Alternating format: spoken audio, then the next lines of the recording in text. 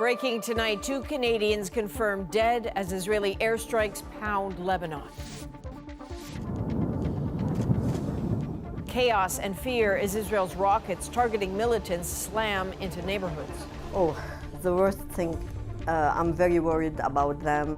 The warning for Canadians in Lebanon: get out while you can. We break down where the escalating conflict between Israel and Hezbollah could go now. The Conservatives move to try to bring the government down. This will be a carbon tax referendum, a carbon tax election. As the Prime Minister makes a late-night appeal. Continuing to be there to support people, and I'm going to keep fighting on it. And an NFL legend's difficult revelation. I've recently been diagnosed with Parkinson's. What the research says about football and brain disease. From CBC News, this is The National with Chief Correspondent Adrian Arsenault. Thank you for joining us. We begin with some breaking news. Global Affairs has confirmed 2 Canadians have been killed in Lebanon and other Canadians have been injured. This comes as Israel is promising a new wave of widespread strikes against Hezbollah. And Lebanon is now reporting more than 550 deaths since Monday alone. A massive exodus is underway from southern Lebanon, some simply heading further from the border, others seeking refuge in Syria. Again, Canadians are being urged, get out while you can. So far, the ones who were killed have not been named. Well, the majority of Israel's offensive has been focused on Lebanon's south, near the border between the two countries, targeting Hezbollah weapons and rocket launchers, Israeli officials say. But there have been airstrikes much deeper into Lebanon, reinforcing the feeling for some that nowhere is safe.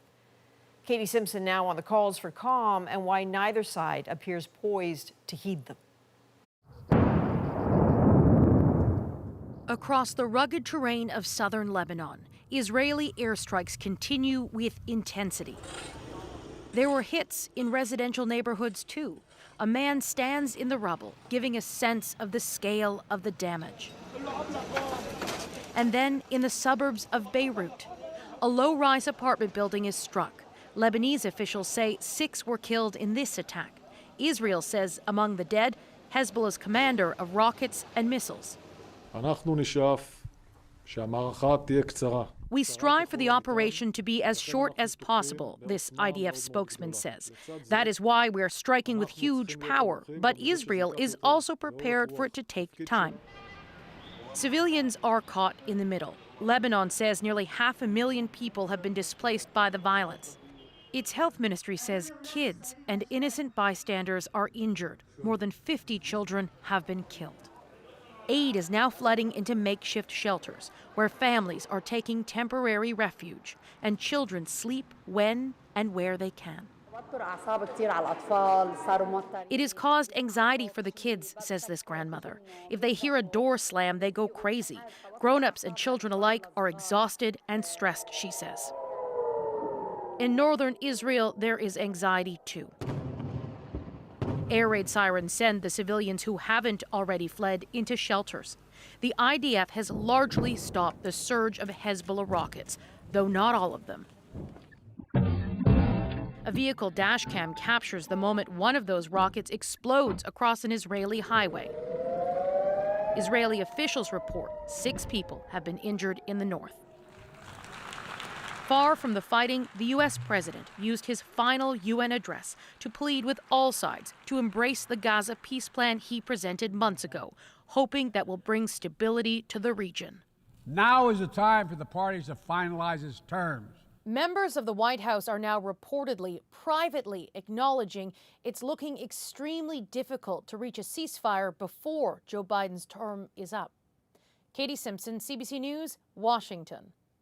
Chris Brown is in Jerusalem for us tonight. Chris, can you give us a sense of the expectations there in terms of what could come next? Well, lots of Israelis, Adrian, clearly are happy that Hezbollah, this longtime enemy, has been badly hurt. The pager explosions, those crippled its communications, assassinations have cost it key commanders. But I think there are some crucial caveats here. Israel's stated goal has been to coerce Hezbollah into breaking off this unity with Gaza, with Hamas in Gaza, and to stop shelling northern Israel so that tens of thousands of Israelis can return home. But as we've seen even today, Hezbollah is still able to fire a lot of rockets, and that's what makes this a very high-risk strategy, because the group has demonstrated for decades that it's robust and it does not back down easily. Additionally, Chris, the United States continues to talk about Hezbollah's arsenal being depleted, but it's very clearly still a threat. Very much so, and that's why there's great fear that what is already an awful war could become truly catastrophic. Israeli officials claim they've destroyed tens of thousands of rockets this week, but even if that is the case, Hezbollah would still have thousands of other ballistic missiles and other major armaments that could cause tremendous damage to Israeli cities. So far, we have not seen Hezbollah use them for that purpose, and its aim may be to try to pivot this intense fight into a more drawn-out war of attrition. All right. Adrian. Chris Brown in Jerusalem. Thank you, Chris. Now, despite urgent warnings to leave, tens of thousands of Canadians are still in Lebanon tonight, and some in Canada have loved ones who cannot get out. Sarah Levitt now with the growing concern for those with family in the region. Rita Wakim Haj has been stuck to her Montreal sofa for days, eyes glued to Lebanese news. Oh, the worst thing, I'm very worried about them. Her husband and son are in Beirut. Her father-in-law is in southern Lebanon, the area most targeted by Israeli airstrikes. What's happening is catastrophic, says Rita's husband, Nadim. And so far, he says his 85-year-old father refuses to leave. Some residents fear the dangerous path to safer land, he says. Others worry their homes will be looted. But Nadim says they're also scared to stay. Rana Shehad shares that fear. Her two daughters, 14 and 12, are still in Lebanon with her husband. I want to see my daughter right now. Here In Canada. The people of Lebanon, Lebanese Canadians, are watching this and incredibly worried. We need to make sure there is de-escalation, both by Israel and Hezbollah. For months, Canada's Foreign Affairs Minister has been urging about 45,000 Canadians to leave Lebanon, but many airlines are already canceling flights. For Nassam Sharara, it feels like history is repeating itself. It reminded me a lot of how the war of 2006 started. That war, again between Israel and Hezbollah, lasted 34 days. Canada stepped in then and in a complicated and costly operation evacuated more than 15,000 people, mostly Canadians. Though Global Affairs Canada says no evacuations are planned this time. People are starting to worry and are starting to think about relocating to other countries. Many in her family, though, want to wait and see if the fighting ends quickly. Yet they do want the option to get out and feel Canada should provide it. Hi, Marwan. For now, all those with loved ones still in Lebanon do what they can to get news with the hope the conflict doesn't escalate. Sarah Levitt, CBC News, Montreal. We have more on how the situation in the Middle East may play out. I'll speak with a counter-terror expert and author of books about both Hezbollah and Hamas. That's coming up in just a bit. Well, China is hitting back today against claims made by Canadian Michael Kovrig in a wide-ranging interview here in The National. Kovrig said he was subjected to psychological torture during his nearly 3 years in Chinese custody. The United Nations standard is no more than 15 days in solitary confinement. More than that is considered psychological torture. I was there for nearly 6 months. Kovrig was one of Canada's two Michaels arrested by China in 2018 and accused of spying. Today, a Chinese foreign ministry spokesman condemned, quote, lies and smears, insisting China is a country under the rule of law. Canada has accused China of arresting the Michaels in retaliation for the arrest here of Chinese executive Meng Wanzhou at the request of the Americans. Well, the Conservative leader in this country is taking a run at toppling the Liberal government and forcing a federal election. Pierre Poilievre introduced a confidence motion, which isn't expected to pass. But as Kate McKenna shows us, he still used his time for a campaign-style pitch. To hear Pierre Poilievre, you'd think an election was already underway. We have a common sense plan to axe the tax, build the homes, fix the budget, and stop the crime. But the Conservative leader may not get his wish just yet. We will not be supporting Pierre Poilievre's motion. The NDP and the Bloc Québécois say they'll vote against the Conservatives' confidence motion intended to topple the government. Nice try, buddies, but we will take our own decisions, and we will serve the Canadians and the Quebecers, and we'll do what is the best interest of the population. That means the chance of a snap election being called this week is almost zero. Canadians want us to work. They don't want to go to an election. They've elected people to work until October of 2025. While the government is set to survive the first confidence vote, more are coming, and parties already sound like they're campaigning. The Prime Minister admits in his own press releases 1 in 4 kids are not getting enough food. While Conservatives say Justin Trudeau should go, the NDP argues it shouldn't be Poilievre who replaces him. Do you want someone that's going to stand up for working class people or someone that's going to help his corporate buddies? The choice is clear. This week, your rivals are calling a vote to possibly force you out of office. Speaking on the American talk show, The Late Show with Stephen Colbert, Trudeau brushed off criticism. I've been here and I've been steering us through all these things, and people are sometimes looking at change. But the reality is, I deeply believe in continuing to fight climate change and continuing to invest in people, and continuing to be there to support people, and I'm going to keep fighting at it.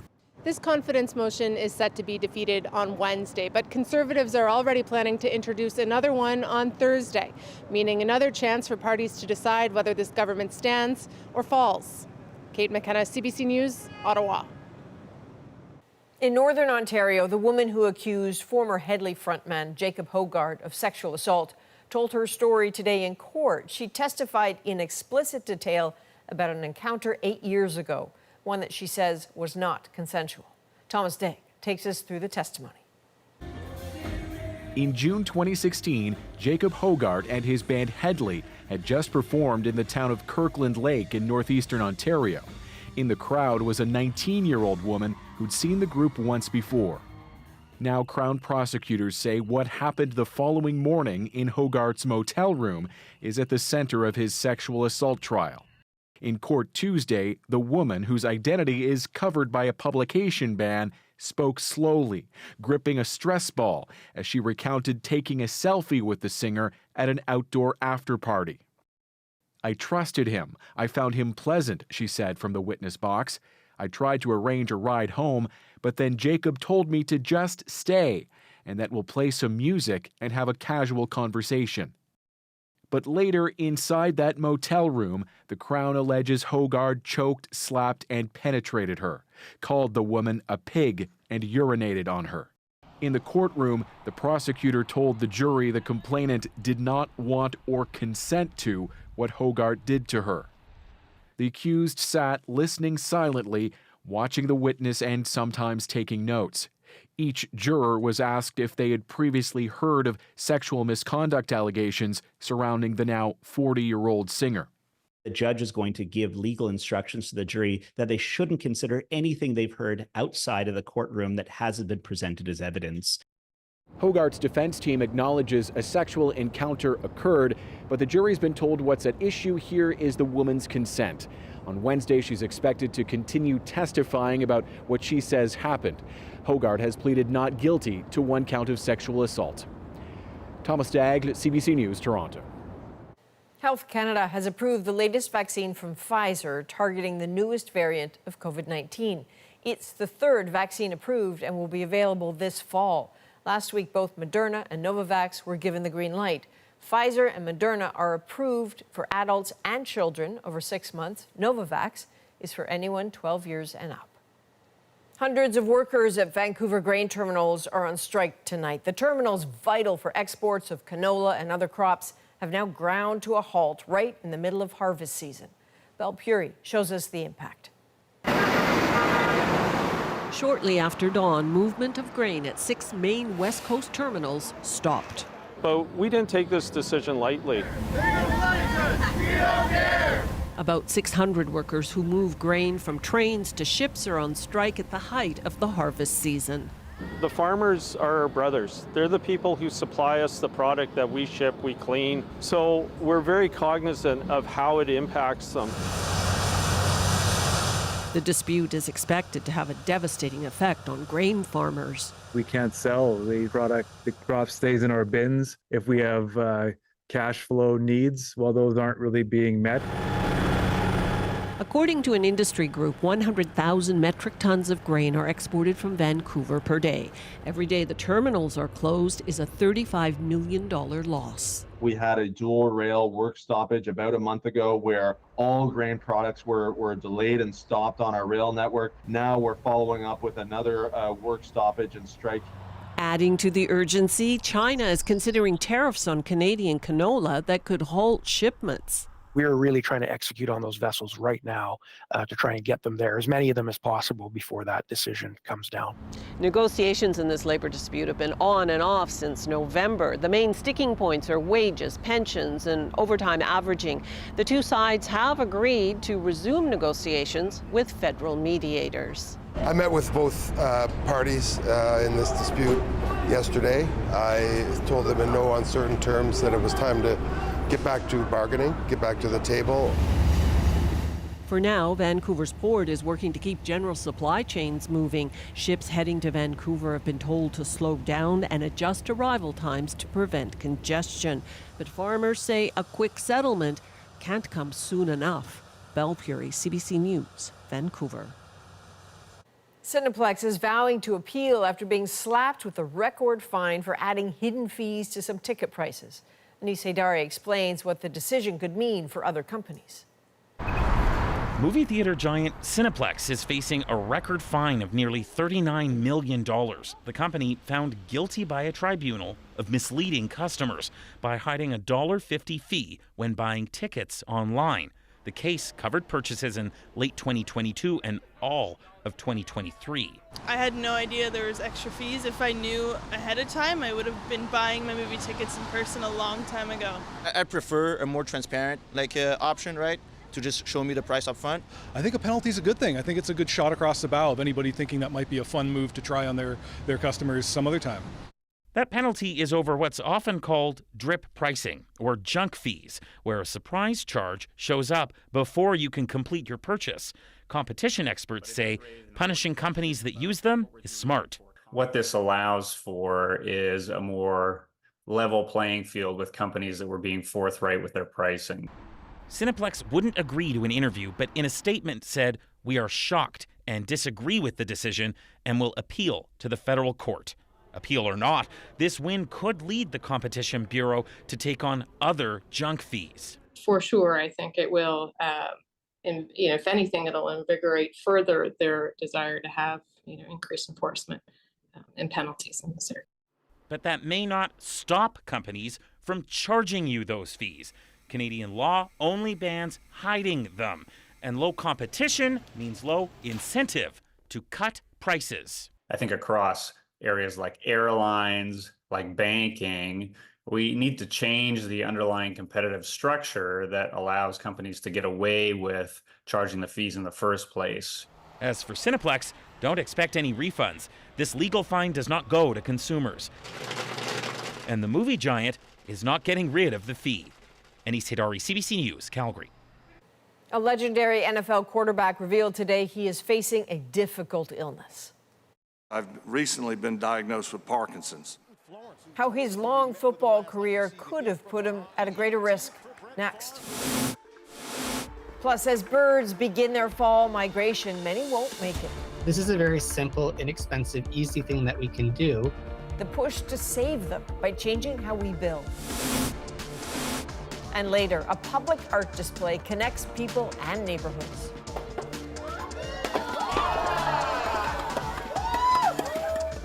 The domino effect gets supersized. We're back at 2.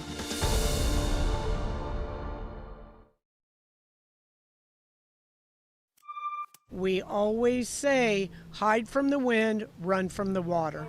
Good tip. People in Tampa, Florida, heeding their mayor's advice, getting ready for tropical storm Helene. The storm is expected to intensify into a hurricane before making landfall sometime Thursday. But first, it will crash through Cuba, where storm warnings are in effect tonight. Retired NFL quarterback Brett Favre revealed today he's been diagnosed with Parkinson's disease. As Jamie Strachan shows us, he shared the surprising news while testifying before Congress about allegations he misused taxpayer money. Ball is at the 8-yard line. During his 20-year NFL career, quarterback Brett Favre was one of the best. A Super Bowl champion and 3-time MVP.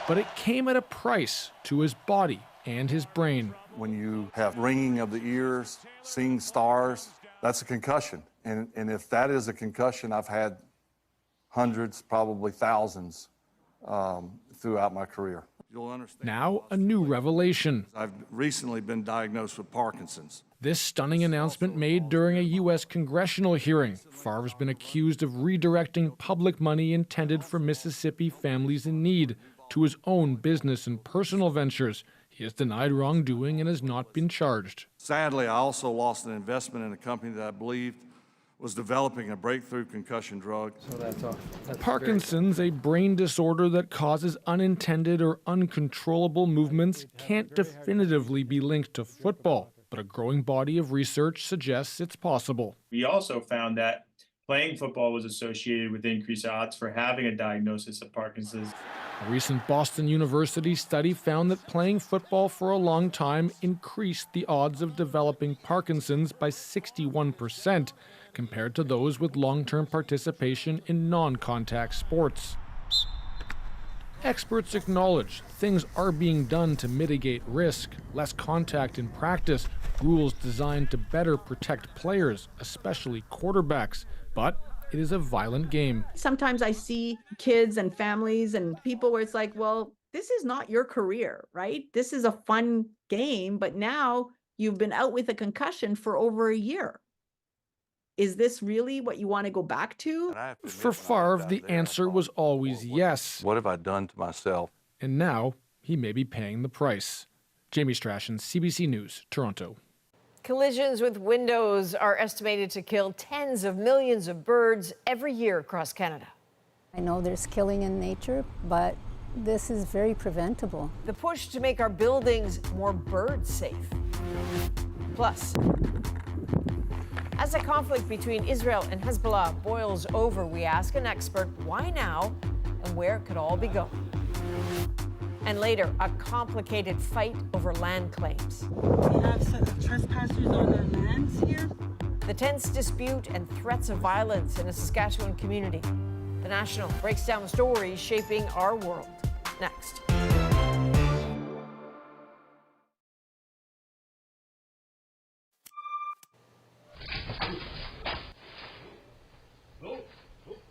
Well, that's not good. The surprise encounter a BC man had in his garage has obviously gone viral. The black bear charged at him before coming to a stop. What you don't see, a nearby cub and the bear charging again.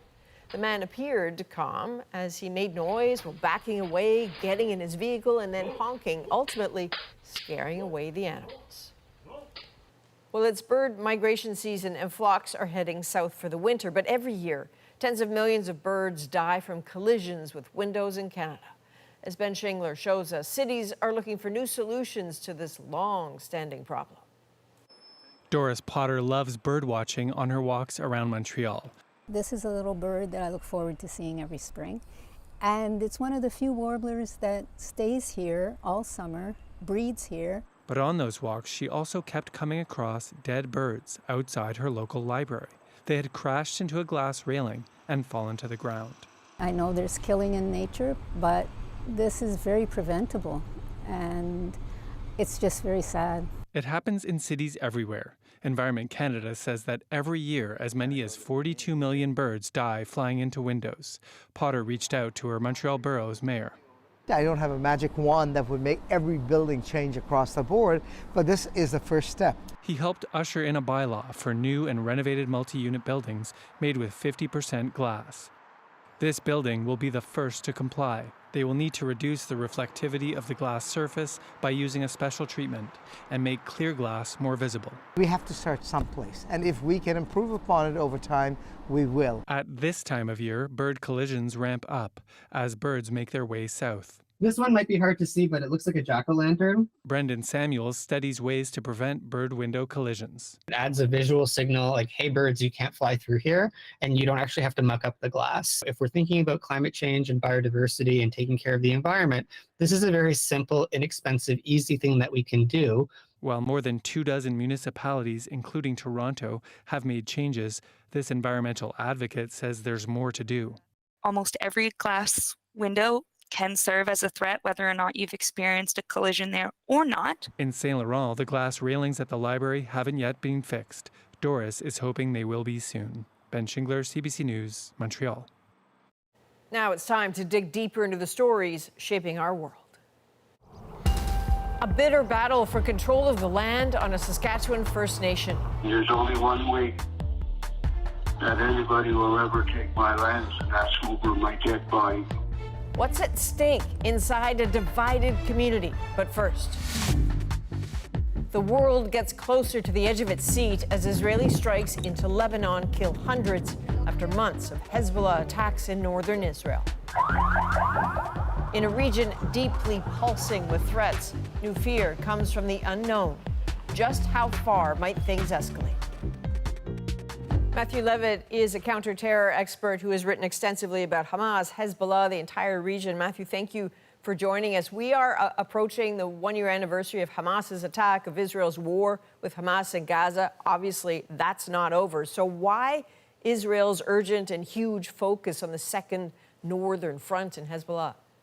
I think people are very surprised, as well they should be, by the kind of tactical mastermind strokes Israel's had, blowing up pagers and walkie-talkies and assassinating key leaders. Most of the members of Hezbollah's military council, the Jihad Council they call it, are gone.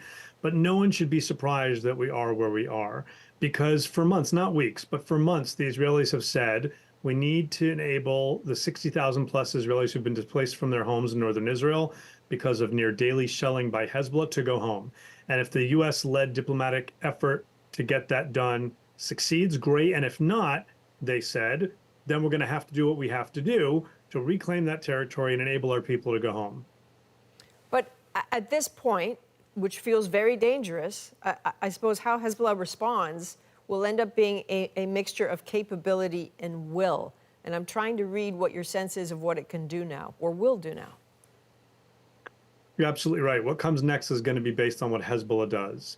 Hezbollah, on the one hand, is an extremely capable military organization with a larger arsenal of rockets than most sovereign countries have, probably about 150,000 rockets. But they are less capable today of fighting a prolonged full-scale war than they were 5 or 6 or 7 days ago, because the Israelis have taken out a few thousand of their key fighters with the exploding pagers and walkie-talkies. They've taken out their key wartime communication system, and they're looking over their shoulder. What gear has been tampered with next? Who's the mole? They are not as prepared for long-term war. Now, they still can shoot lots of rockets into Israel and farther into Israel, and they can overwhelm even Israel's 4-tier air defense system. The question is, how long can they sustain that, given that the Israelis are clearly absolutely committed to pushing back on the 11.5-month-long Hezbollah rocket campaign? Matthew, it occurs to me that as we talk about this, as eyes look north, some eyes are not looking at Gaza, right? At the death toll there, at the hostages that remain. So what's it going to take to end that, to get a ceasefire? Gaza is still a festering wound. There are still Israeli hostages that are being held, and your average person in Gaza is living in horrific conditions.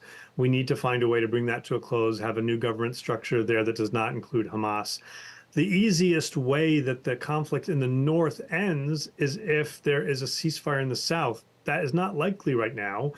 Not so much because Prime Minister Netanyahu of Israel has been problematic, which he has been over the past few weeks.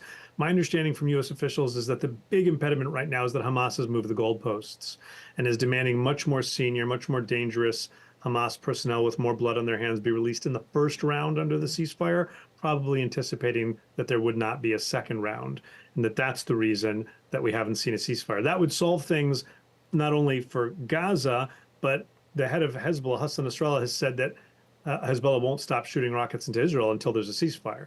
So absent that, there is a separate process that's been going on for months trying to convince Hezbollah to withdraw 10 kilometers from the border and stop firing.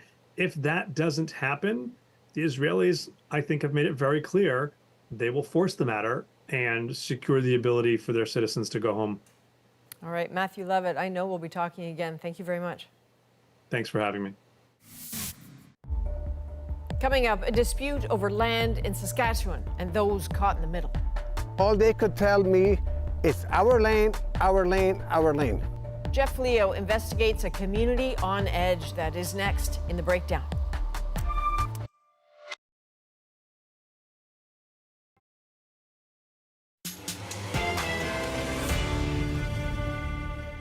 One mark of reconciliation in Canada has been negotiations on land claims, but ownership disputes also exist within First Nations themselves.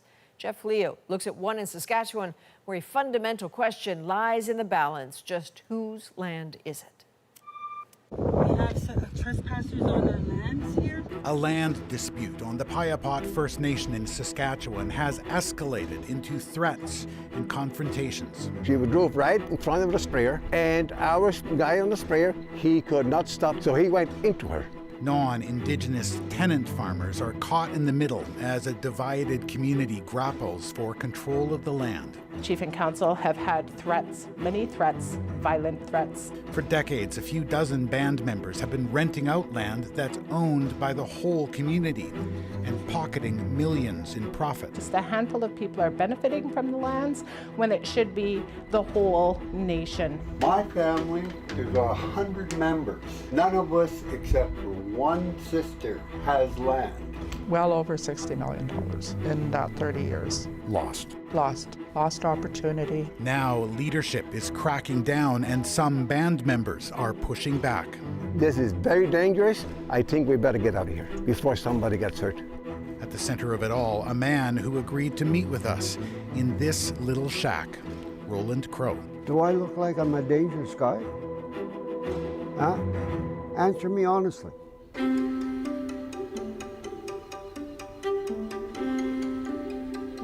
Paul Hofer is the farm manager for the Arm River Hutterite colony. Last fall, he agreed to rent a large parcel of land from the Piapot First Nation. The land was great, ideal land, very nice land. He didn't realize he was wandering into the midst of a bitter, decades-long land dispute between Piapot's current chief and council and a group calling itself the Treaty Rights Holders. We have trespassers on their lands here. COP is getting this farmer off our land. Some members of that group are accused of trying to intimidate non-Indigenous farmers who are renting Piapot's land. The group sometimes posts its activism on Facebook. They have no lawful legal authority on our lands. According to court filings, Roland Crow left this voicemail with one farmer renting Piapot land. There's only one way that anybody will ever take my lands, and that's over my dead body. Crow sent messages to Hofer as well, and then a convoy of 10 treaty rights holders led by Roland Crow pulled up onto the colony. It looks like Roland is their king. There's something not right here. There is something not right here. The way that guy looks and the way he speaks and everything. All they could tell me is our lane, our lane, our lane. And then I said, okay, if it's your lane, I want some paperwork. But Crow was not able to provide that because he and his group don't actually own the land. But that hasn't stopped him or the others from profiting off it for 3 decades. Good morning, Your Honor, Mr. Prime Minister, Premier. This was Roland Crow 32 years ago at the height of his power and influence. As the chief of the Federation of Saskatchewan Indian Nations, he had negotiated a $500 million land claims deal with the federal and provincial governments on behalf of Saskatchewan First Nations. When the treaties were signed more than 100 years ago, many First Nations were not given all the land they were promised. The page has been turned. With that money, they could buy land and build for the future. We know that it's going to turn the lives of our people around. The Piapot First Nation received more than $20 million to purchase tens of thousands of acres.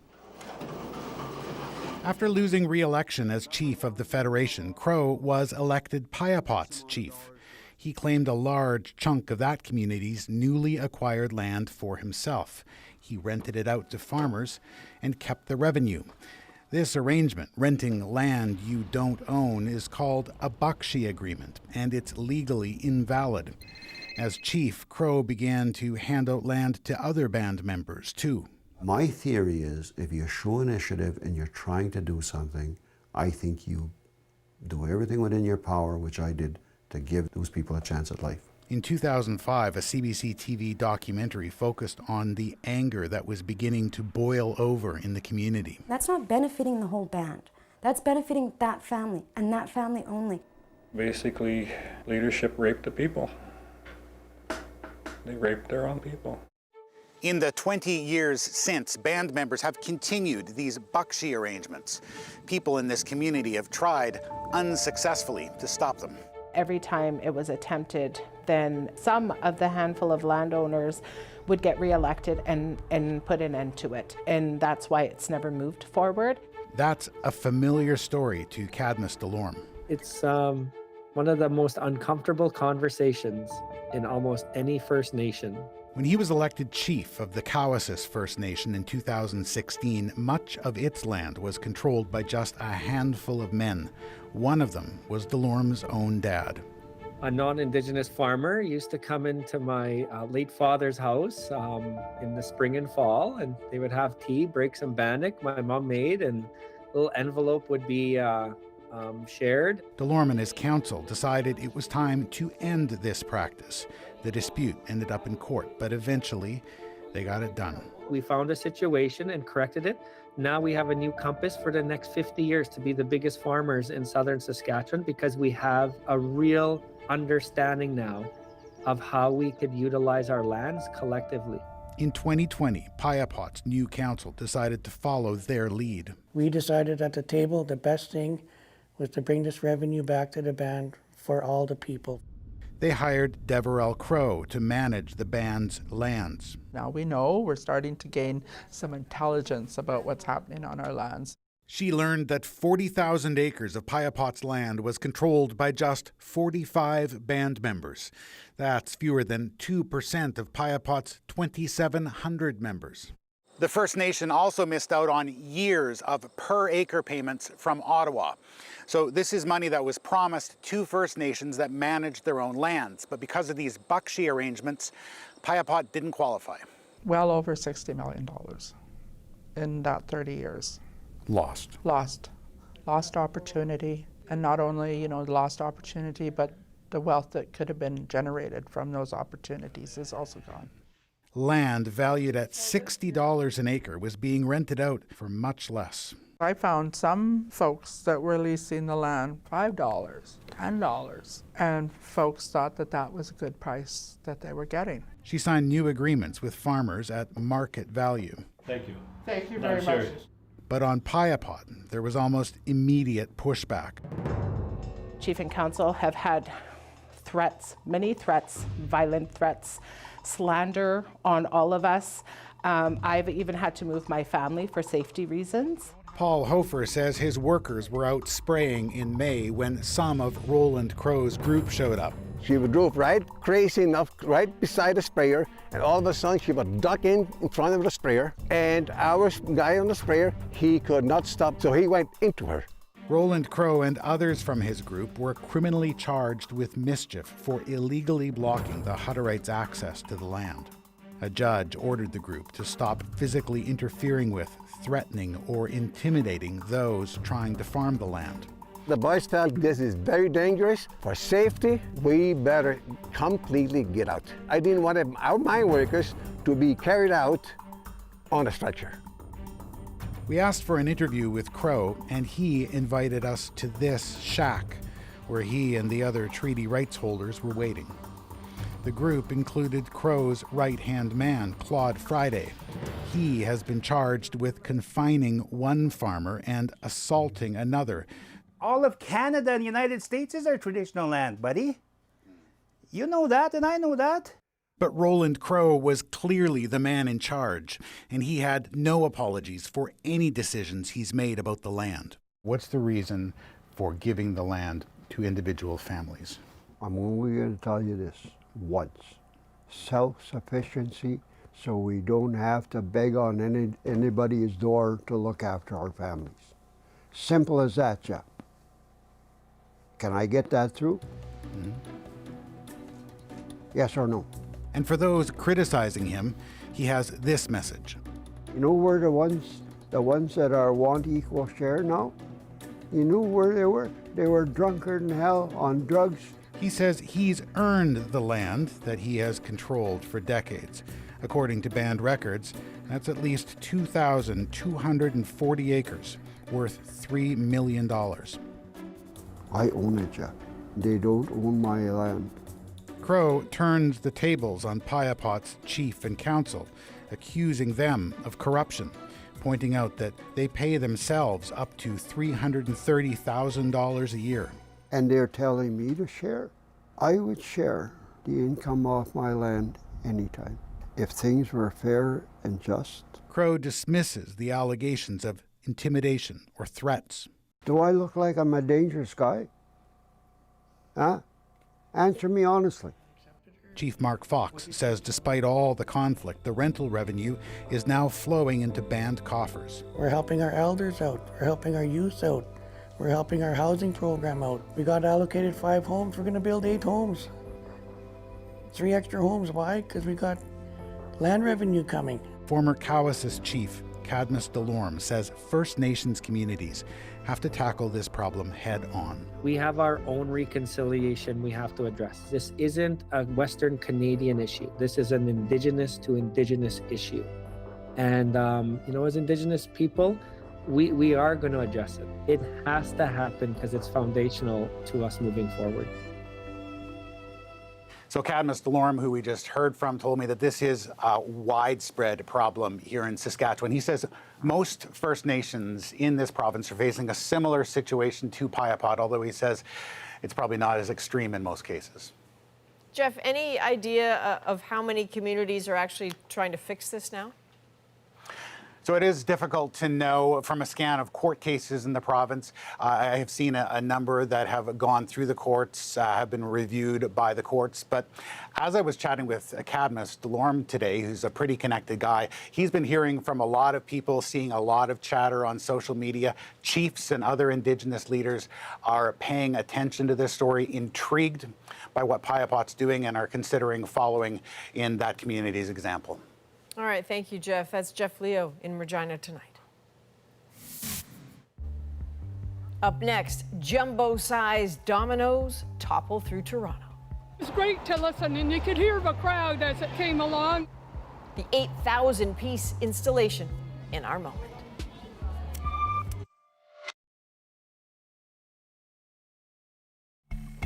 Thousands of giant dominoes lined up for 2.5 kilometers, set to topple through downtown Toronto. It was all part of an art installation. So communities across the city came together to watch it all go down. And tonight, the grand display of dominoes makes our moment. 6, 5, 4, 3, 2, 1, go! The message behind this project and why we're really excited to bring it to Toronto now is because we keep hearing reports about a lack of social connection, about people feeling isolated and distanced from their neighbors. I would like community to understand how these dominoes are actually connecting all these different neighborhoods, all the different people connect with each other too. It was great to listen, and you could hear the crowd as it came along, and you could hear them cheer. People were watching when for the final bit, and there was a big cheer when it made the final tumble. It's really a chance for people to come together out of their homes, to meet their neighbors, to be part of a collective building exercise together, and ultimately to feel better connected on the other side. So this is the first time this is coming to North America. It's happened all throughout Europe. And you know, true to maybe Canadian form, there was one reluctant domino that would just not go down, and so someone stepped in from the crowd and gave it a little nudge, and everybody cheered, as you do. From all of us at The National, thank you for being with us. You can watch anywhere, anytime on the free CBC News app and subscribe to The National's YouTube channel. I'm Adrienne Arsenault. Take care.